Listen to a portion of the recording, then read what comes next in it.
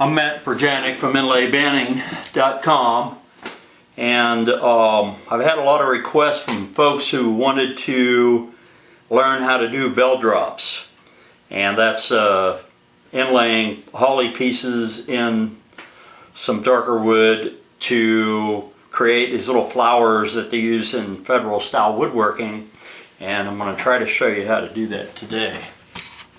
Okay, you see I've got a piece of walnut. This is a piece of holly that's 40 thousandths thick, and I've got a few gouges here. This is an 8 sweep gouge. It's an 8 sweep, 16 millimeters wide, so it's an 8/16. This one is a 5 sweep gouge. This is just a regular chisel. It's a dental pick that I'll use, and there's another little gouge that I'll use for doing little dots. Now what we do is inlay the bell drops in walnut, and I do it in stages, and I've seen people do this in a lot of different ways, but this is the way I do it. Whether it's right or wrong, it's just my way of doing it. So the first thing I'll do is just draw a line to keep this vertical on my piece of walnut. Let's see if I can zoom in here a little bit.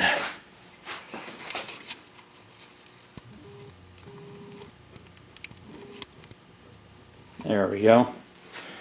Okay. And the first step is to just make a gouge spot for. I've got to get my. Let me stop this for a minute. I haven't used my little mallet before. But I'm trying to make a depression in here so that this 40 thousandths inch thick piece of holly will fit in there. Okay, that'll be the central portion of the bell flower. It's going to look like a little inverted tulip. And I'm going to just eyeball this, trying to get this about 40 thousandths, maybe a little less than 40 thousandths deep.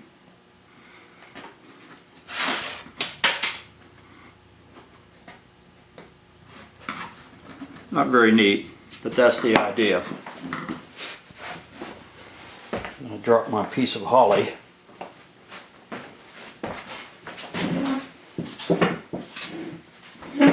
I'm going to take the same gouge, and that's my 8 sweep gouges I used to make that little indentation, and I'm going to cut a piece of this holly to fit in there. And since I'm cutting it with the same gouge, it should fit exactly, or pretty close. You can see this holly is pretty soft, and it's 40 thousandths thick. And holly's about the best thing for you to use for this, not only for its whiteness, but for its pliability. It's real flexible stuff.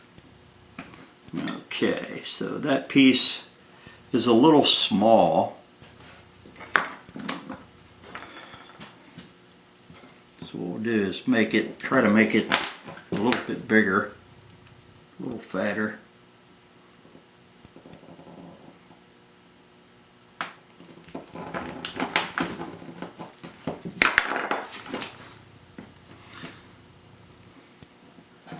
Okay, that fits pretty good.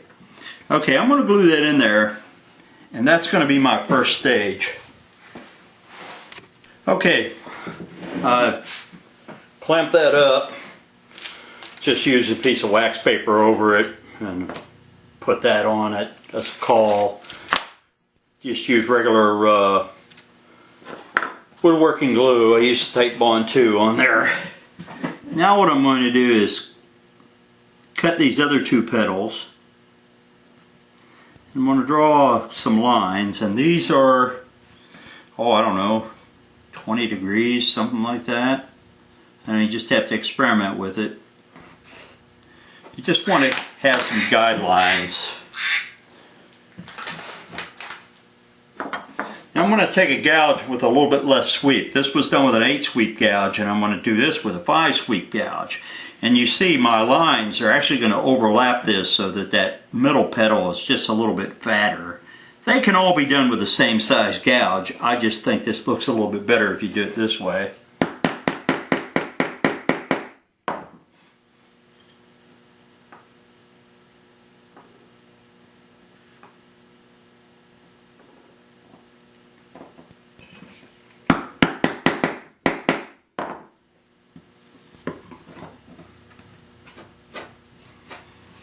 Okay, that guy came out of there pretty easy.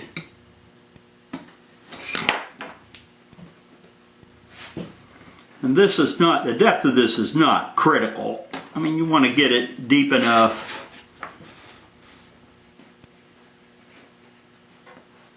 Now I use 40 thousandths thick holly. The holly is very white, it's like the whitest wood. And 40 thousandths thick is probably an easy thickness to work with. Most of the veneer you buy is 20 thousandths. It's too thin. It's too thin and you sand through it too easily and it's just too fragile. If you get any thicker than 40 thousandths, then it wants to split. And you can go up to maybe a 1/16, which is 60 thousandths. But anyway, now you can see this is starting to take shape. I'm going to pop that one out. I'm going to do the other side of this.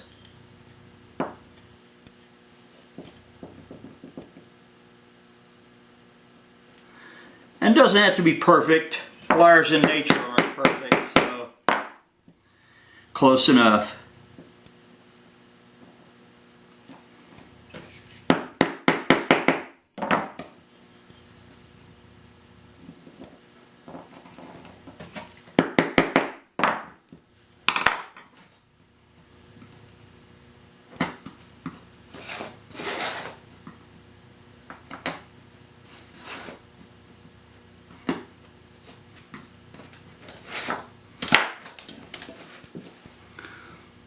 A little bit deeper. You have to be careful you don't knock the other piece of holly out of there.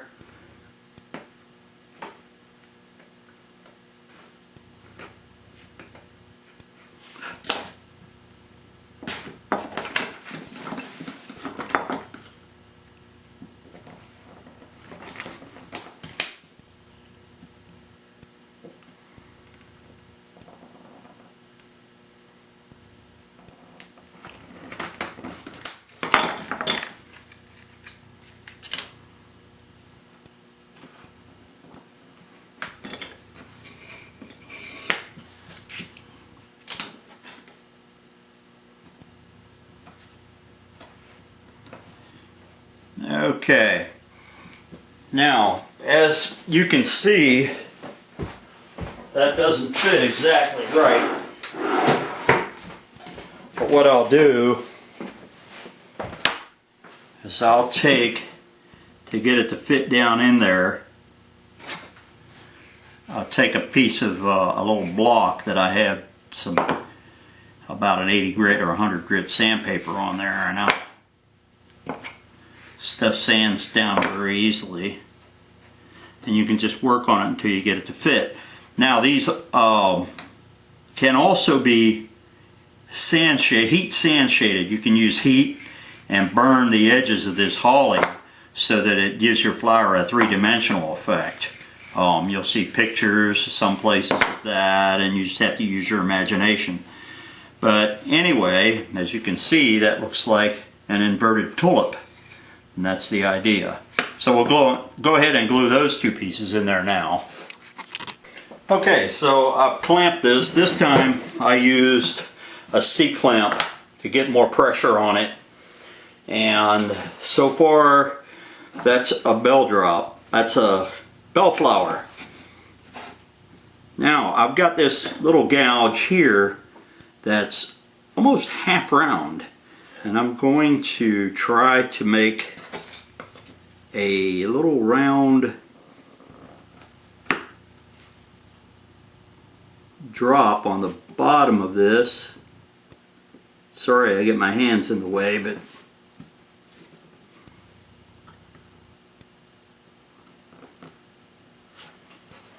That comes right out. This is a little more difficult to do because it's smaller.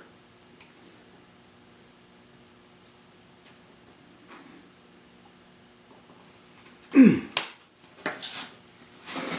don't know if I'm in the picture here, but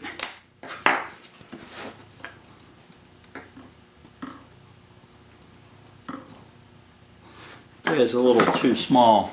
Let me check to see if I'm still in the picture. Oh yeah.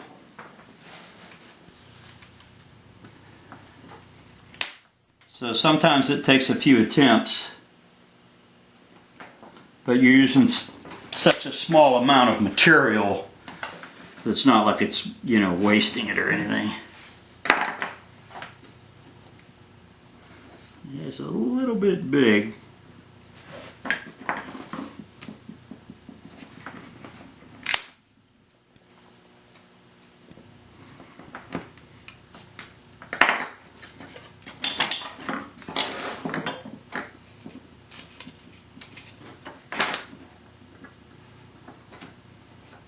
That'll do it.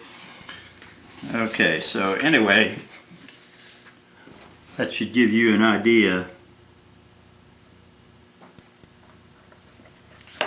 of how this works. And it's pretty simple.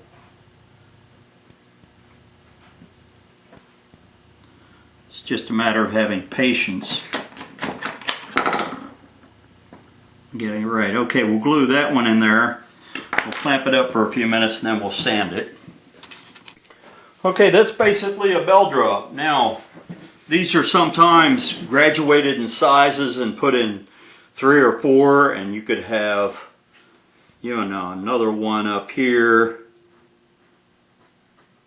with a dot, and then down here, and sometimes you'll see them, they're larger, you know, medium, and then a small one here, and so on and so forth. The only other thing I'd like to do is maybe inlay a stem in here, and I would just do that just by eyeballing it, maybe just do it freehand like this.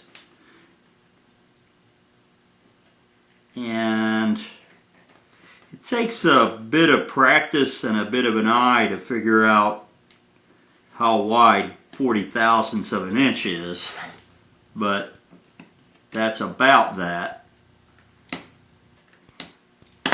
Sometimes it's not easy to get that out of there, but anyway, you have to work at it. There you go. And I'll go ahead and lay a stem in there and show you what that looks like. Okay, there's a bellflower. Pretty simple. Now you can see there's a little bit of a nick or a void right there, and maybe one here. And if those won't sand out, you can take a little bit of sanding dust, some walnut sanding dust, mix it with some white glue, and use it as a paste and fill that, and that'll look pretty darn good. But and anyway, like I said, also you could sand shade these flowers. Let's say if you put this in some sand and shaded these edges, it would look a little better, but you just have to use your imagination. But that's the way I do it, and it's pretty simple just using gouges. That's it. Thank you.